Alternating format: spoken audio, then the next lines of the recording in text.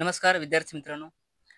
सर्वप्रथम तुम्ही याचा स्क्रीनशॉट काढून घ्या, कारण तुम्हाला पुढे उदाहरण सोडवण्यासाठी याचा फायदा होईल. तर आपण डायरेक्ट एक्झाम्पलवर जाऊयात. अनुमानामध्ये पाऊस, निळा, निळे ढग, पाऊस ढग असं आहे. अगोदर पाऊस आणि निळा कोणत्या एकामध्ये आहे का? नाही.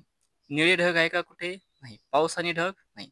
म्हणजे कोणतेही दोन शब्द एका विधानामध्ये नाहीत. मग आपण सर्वप्रथम पहिलं पाऊस आणि निळा यांना जोडूयात. तर पाऊस पहिल्या विधानामध्ये आहे आणि निळा दुसऱ्या विधानामध्ये. दोन्ही विधान कसे आहेत? पॉझिटिव्ह आहेत. परंतु हे विधान कधी जोडले जातील? जेव्हा यांच्यामधील कॉमन घटक पाणी नाहीसा होईल आणि कॉमन घटक नाहीसा होण्यासाठी कमीत कमी एक काय पाहिजे? 100. मग या सर्वमुळे ह्या पाणी काय झाला? 100. म्हणजे इथे पाणी पाणी कॅन्सल होते आणि हे दोन विधान आपल्याला जोडता येतात. दोन पॉझिटिव्ह विधान जोडल्यास त्यापासून बनणारे अनुमान पॉझिटिव्हच पाहिजे. अनुमान इथे पॉझिटिव्ह आहे. आता 150 मेथड. सर्वमुळे इथे पाऊस किती झाला? 100 आणि पॉझिटिव्ह मधील दुसरा घटक 50. काहीमुळे पाऊस किती आहे? 50. पॉझिटिव्ह मध्ये दुसरा घटक 50. आता पाऊस 100चा झाला 50 चालते. निळे 50चे 50 आहेत बरोबर. म्हणजे पहिलं अनुमान इथे कसं येणार? बरोबर. दुसरं, निळे आणि ढग एका विधानामध्ये आहेत का? नाही. म्हणजे आपल्याला यासाठी विधान जोडावे लागतील. मग निळे कुठं आहे? तर निळे आहेत दुसऱ्या विधानामध्ये इथे आणि ढग आहे तिसऱ्यामध्ये. दोन्हीमध्ये कॉमन घटक कोण आहे? पाणी. कमीत कमी एक 100 पाहिजे. सर्वमुळे इथे पाणी 100 आहे. म्हणजे हा कॉमन घटक नाहीसा होतो. आता दोन्ही विधान कसे आहेत? पॉझिटिव्ह. दोन पॉझिटिव्ह विधान जोडल्यास बनणारं अनुमान सुद्धा येते पॉझिटिव्ह. आणि पॉझिटिव्ह मध्ये दुसरा घटक निळे किती येतात? 50 आहेत मुळे दुसरा घटक ढग हा सुद्धा 50. दोन्ही 50 आहेत. आता इथे अनुमानामध्ये पहा, अनुमान कसं आहे? पॉझिटिव्ह. मग काहीमुळे निळे 50 आहेत आणि पॉझिटिव्ह मुळे ढग 50. दोन्ही 50च्या 50 आहेत. दुसरं अनुमान इथे बरोबर येते. आता आपल्याला तिसरं अनुमान बघा. पाऊस आणि ढग आहे. पाऊस आणि ढग कोणत्याही एकाच अनुमानामध्ये आहेत का? तर नाही. पाऊस कुठे आहे? पहिल्या विधानामध्ये आहे आणि ढग तिसऱ्यामध्ये. कॉमन घटक कोण आहे याच्यामध्ये? पाणी. बघा आता पाणी कॅन्सल होते का पहा. पॉझिटिव्हमुळे दुसरा घटक किती येतो? 50 आणि काहीमुळे हा सुद्धा येतो 50. म्हणजे कॉमन घटक किती आहे? 50. आणि आपण हे घेतलं होतं. जर कॉमन घटक दोन्ही 50 असतील, तर ते कॉमन घटक नाहीसा होत नाही आणि जोपर्यंत हे नाहीसा होत नाही, तोपर्यंत आपल्याला पहिलं आणि तिसरं विधान जोडता येणार नाही. म्हणजे यापासून कोणतंही अनुमान बनणार नाही. मग ते पॉझिटिव्ह असो की निगेटिव्ह. म्हणजे इथे तिसरं अनुमान हे चुकीचं आहे. व्हिडिओ पॉज करून हे एक्झाम्पल तुम्ही स्वतः एकदा सोडवण्याचा प्रयत्न करा. चला आता आपण सोडवून घेऊयात.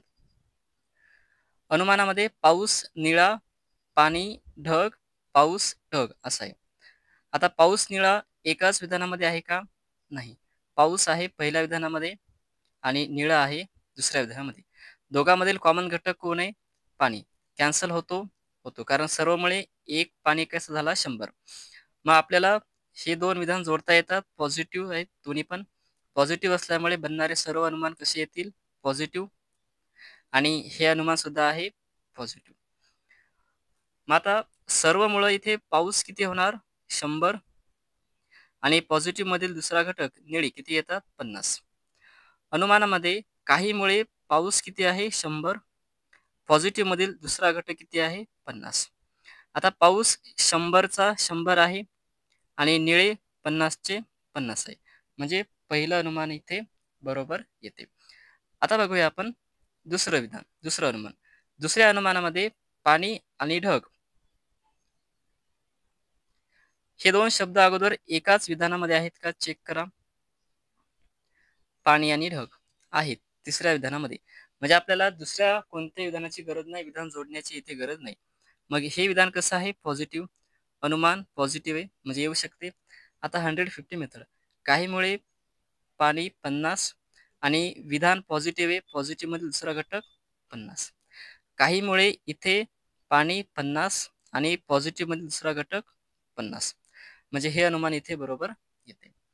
आता तिसरं अनुमान बघा. तिसऱ्या अनुमानामध्ये आहे पाऊस आणि ढग. पाऊस आणि ढग कोणत्याही एकाच विधानामध्ये आहेत का? तर नाहीत. पाऊस आहे पहिल्या विधानामध्ये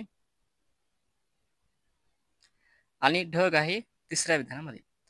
मग यांच्यामधील पहिल्या आणि तिसऱ्यामध्ये पहिलं विधान पॉझिटिव्ह आहे, तिसरं विधान पॉझिटिव्ह. कॉमन घटक कोण आहे? पाणी. इथे सुद्धा आहे पाणी.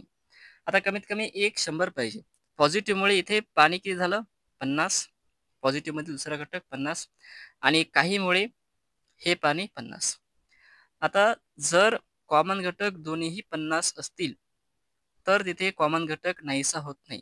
म्हणजे हे दोन विधान आपल्याला जोडता येणार नाहीत आणि जोपर्यंत हे दोन विधान जोडले जाणार नाहीत तोपर्यंत त्यांच्यापासून कोणतंही अनुमान बरोबर येणार नाही. मग ते पॉझिटिव्ह असो किंवा निगेटिव्ह. मित्रांनो, हे उदाहरण तुम्हाला होमवर्कला देतो. हे तुम्ही स्वतः सोडून बघा आणि प्रॅक्टिस करा. धन्यवाद.